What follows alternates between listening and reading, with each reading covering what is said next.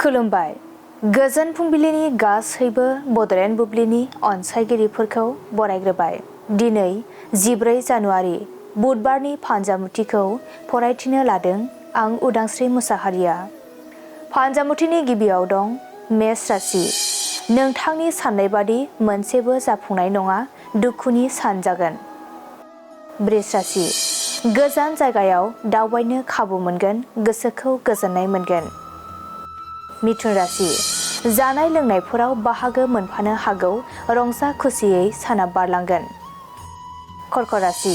सोलोंथाइ लानायाव रांखावरिनि जेंना सोमजिनो हागौ, आवगायनो हानाय नङा। सिंह राशि। सानै आंगोनि गेजेराव दावराव दावसि सोमजिगोन, नखराव गोजोन गैयै जागोन। कन्या राशि।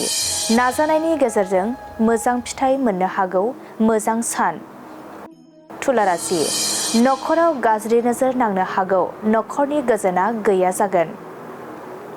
वृश्चिक राशि। गोबावनिफ्राय थांखि लानाय हाबाफोरा जाफुंसारगोन, खुसिजों साग्लोबसारगोन।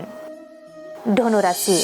नोंथांनि थांखि लानाया फैमाल थांनो हागौ, गोसोखौ जोबोरैनो दुखु मोनगोन। मकर राशि। फरायनाय बिथिङाव गोजौ फारसे दावगालांनो हागोन, गोसोखौ गोजोननाय मोनगोन। कुम्भ राशि। हारिनि थाखाय मोजां हाबा मावफुंना होनो हागोन, समाजाव मान मोनगोन। मीन राशि। नोंथाङा सोरजोंबा दावराव दावसि जानो हागौ, सुथुर जालायना थागोन। दिनै सानसेनि राशि फरायथिनायाबो एसेनोसै। आसा खालामो नोंथांनि दिनैनि साना मोजाङै मोजां थांगोन। बेखौ बड'लेण्ड बुब्लि नखरनिफ्राय मिजिंथिबाय। गोजोन्थों।